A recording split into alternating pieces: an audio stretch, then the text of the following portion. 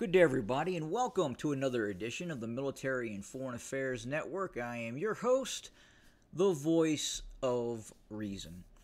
Today, we're continuing our ongoing coverage of the war between the Russian Federation and the North Atlantic Treaty Organization and the Ukrainian proxy forces. Now,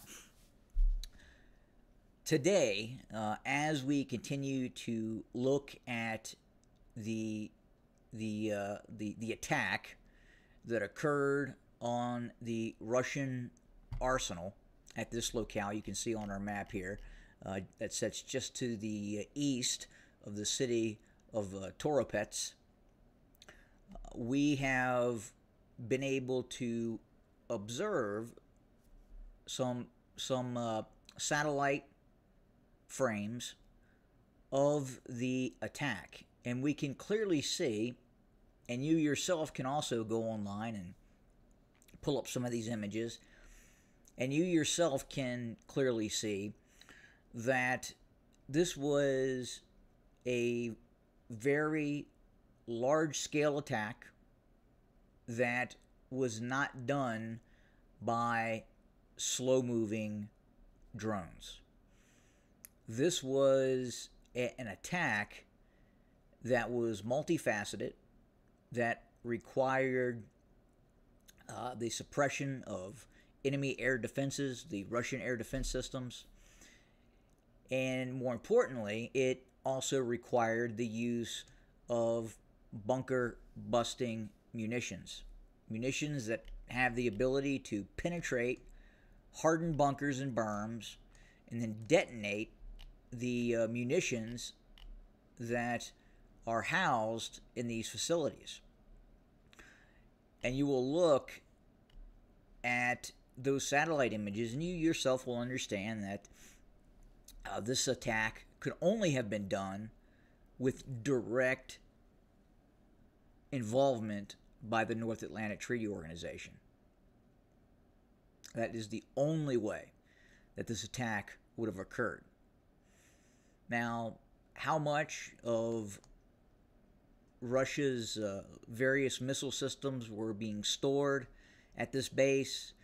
Was it Iranian missiles? Was it North Korean missiles? Again, we will probably not know till many months, if not years, after the war has completed, if we even find that information out at a certain point within a reasonable amount of time.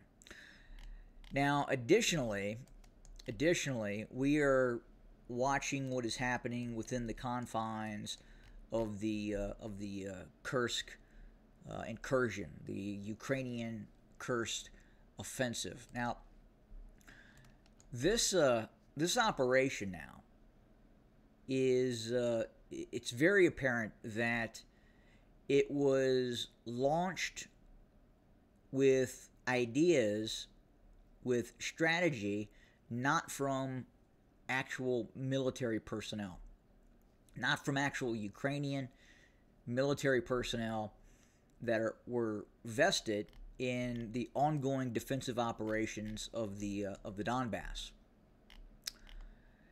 The Russians are now counterattacking. The Russians have regained about 20% of the potato fields and sunflower fields that were captured by Ukrainian forces. And if we go back just a few days, pay attention to the kind of the northwestern area of the Ukrainian operation. So that is essentially, actually it was a little more than that. I'm not going to go back that far though.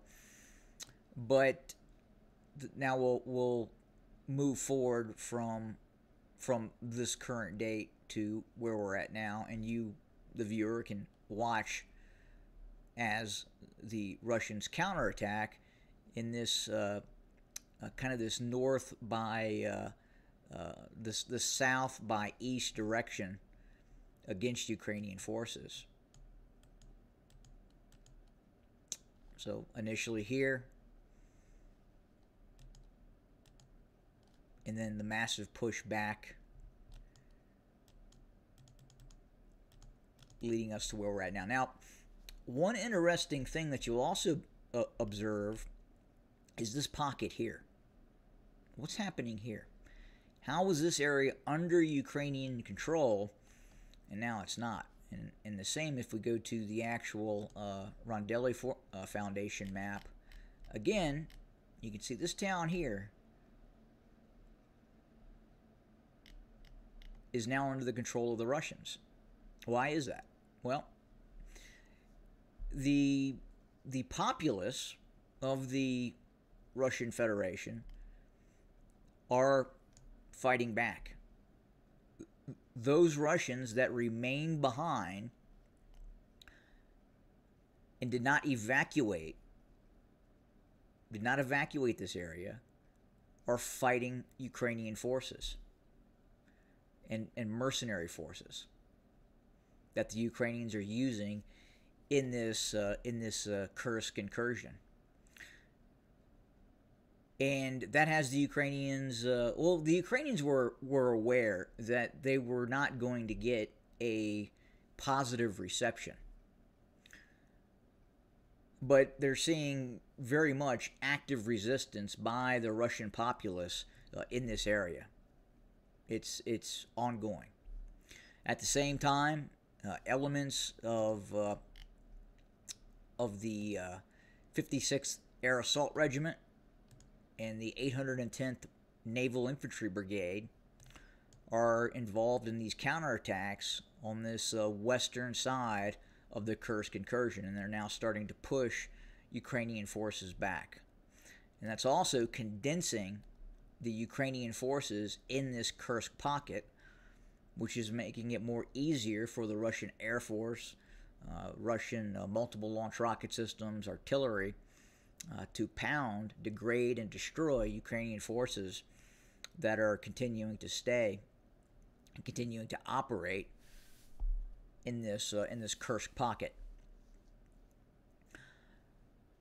So you're going to see this occur incrementally. You're going to see this pocket get smaller and smaller, and then the fire density, as this pocket continues to evolve smaller, is going to become more intense for Ukrainian forces. Additionally, once the Russians are able to sever the R200, this is the main route into this area. This R200 gives the Ukrainians the ability to supply its forces. They've set up bases in this town here of Sudzha, and are using this as a supply base. Problem is the Russians are hitting it on almost a daily basis, so very, very difficult for the Ukrainians to maintain supply routes and set up even supply depots to feed and supply the Ukrainian forces with ongoing ammunition. Now, what the Ukrainian General Command, the Ukrainian High Command, is so angry about is essentially about 4 to 8 brigades worth of military capability have been expended on this operation. Now, it did grab headlines. It was able to do that. The mainstream media here in the West was able to say that, well, the Ukraine invaded Russia. But what strategic or even tactical objective did the Ukrainians achieve? What was that? Well, the Ukrainians will say now that, well, we were able to draw Russian forces from other parts of the current war and have those forces apply to this Kursk offensive. Okay. But the problem with that is that the Russians are continuing offensive operations in these other areas. For instance, just outside to the north of the Donbass offensive, which is ongoing, full steam ahead, the attack on the fortified city of Volodar continues.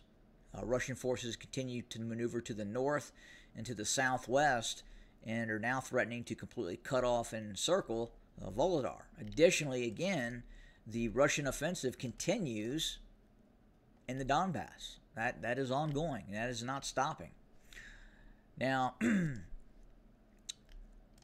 what the Ukrainian high command, the actual military leadership, is upset over is that these brigades, these Ukrainian brigades committed to this Kursk incursion, again, not achieving any real objective other than saying, hey, we took some potato fields in the Kursk Oblast. They never threatened the major city of Kursk, and they never really threatened the power plant to the west of Kursk, and they were never even close to severing one of the major transportation arteries running east to west. That hasn't been done either.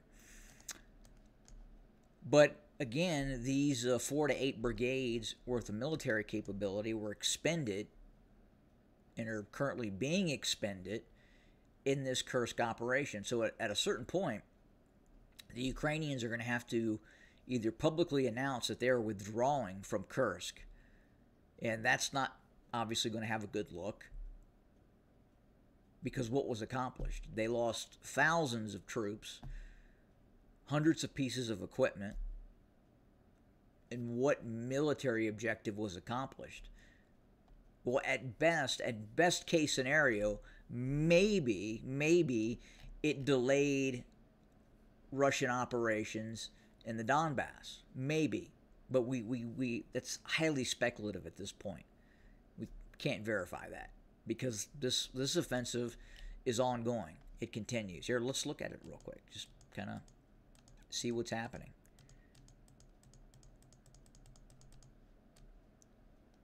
And we'll just kind of go from the beginning of September forward.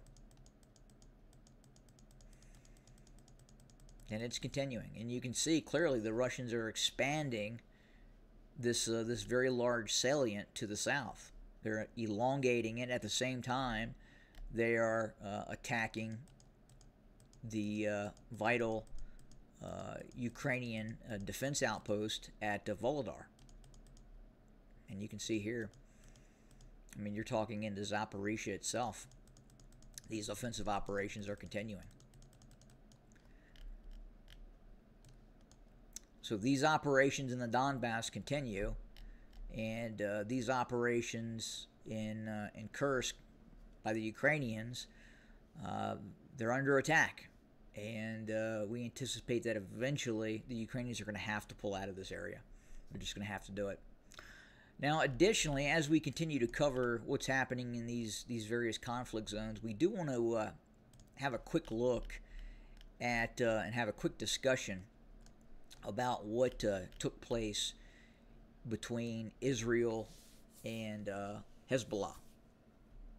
Look, I believe that this operation that took place with the explosive pagers and the walkie-talkies and what have you, and the communications devices that were detonated, causing thousands of what are essentially battlefield casualties, including the one of the main special operations groups of Hezbollah. Its main infiltration force was essentially decapitated in these attacks. And then right after these detonations took place, the Israelis have started its air campaign. We believe right now, as we speak, Hezbollah has been decapitated.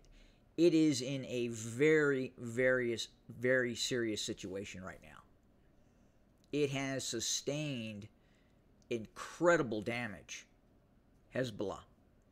And as we make this content right now, the Israeli Air Force is continuing to go after targets throughout Lebanon. And I think we're going to find out as the days and weeks continue, we're going to find out more on just how horrendous this operation was in terms of destroying Hezbollah capability in southern and throughout Lebanon. even in Syria. So we're going to watch that very, very closely. As always, thank you for joining us. More to come very, very soon. Have a good day.